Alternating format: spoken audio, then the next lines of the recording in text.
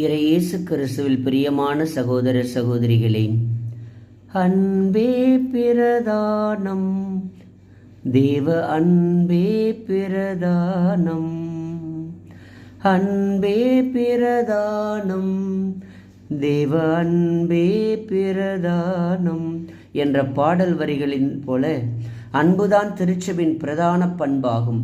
அதைத்தான் இயேசு இன்றைய நற்செய்தியில் தெளிவாக மிக அழுத்தமாக சொல்லுகிறார்.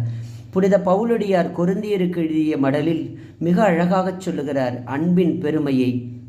இந்த அன்பு இல்லையேல் நான் ஒலிக்கும் வெண்கலமும் ஓசையிடும் தாளமும் ஆவேன். அன்புதான் பிரதானம் என்று சொல்லுகிறார். நாமும் அடிக்கடி வாசிப்பதும் கேட்பதும் சொல்லுவதும் கூட அன்பே கடவுள், காட் இஸ் லவ் என்பதுதானே. எனவே கிறிஸ்தவர்களின் அடையாளம் அல்லது திருமண ஆடை, திருமண விருந்தில் பங்கு கொள்ள அன்புதான் அடையாள அட்டை ஆகும். சரி, இந்த அன்பை எப்படி வெளிப்படுத்துவது அல்லது எப்படி வாழ்வது? மத்தேயு நற்செய்தி 25ஆம் அதிகாரத்தில் சொல்லியுள்ளது போல, பசியாயிருப்பவர்களுக்கு புசி என்று ஒரு கை உணவு கொடுக்கலாம், தாகம் என்று வருபவர்களுக்கு தாகம் தீர்க்க ஒரு குவளை தண்ணீர் தரலாம்.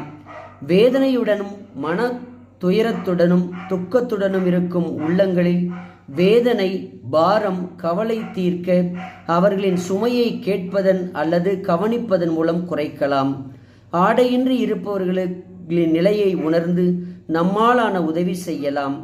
நம்மை வெறுப்பவர்களுக்கு அவர்கள் மனதில் இருக்கும் கோபம், பகைமை தீர கடவுளிடம் அவர்களுக்காக மன்றாடலாம். நோய்வாய்ப்பட்டவர்கள் யாராக இருந்தாலும் அவர்களை சென்று பார்த்து ஆறுதல் கூறலாம். தனிமைப்படுத்தப்பட்டவுடன் நேரம் செலவழிக்கலாம். நம்மை பார்த்து விலகிச் செல்பவர்களுக்கு ஒரு வணக்கம் அல்லது புன்முறுவல் செய்யலாம். நம்மிடம் ஒப்படைக்கப்பட்ட பணியினை அடுத்தவர்கள் பயன்பெறும் அளவுக்கு செய்யலாம். தவறு செய்வர்களிடம் அன்பாக சென்று நட்போடு எடுத்துச் சொல்லலாம். இவைகளெல்லாம் அன்பின் வெளிப்பாடுகளே. எனவே இயேசு காட்டிய அந்த பிரதான அன்பை வாழ்வாக்கினால் அன்பு சமூகம் நம்மில் வளரும், நம்மில் உருவாகும் என்பதில் எல்லளவும் ஐயமே இல்லை. ஏனென்றால் அன்பே பிரதானம், தேவ அன்பே பிரதானம், அன்பே பிரதானம், தேவ அன்பே பிரதானம். எனவே இந்த பிரதான அன்பை முழுமையாக வாழ, குறைவில்லாது வாழ, குன்றாது வாழ, பெருமையோடு வாழ இயேசுவின் வழி செல்வோம். அவர் அன்பை வாழ்வாக்குவோம். நாமும் வாழ்வு பெறுவோம்.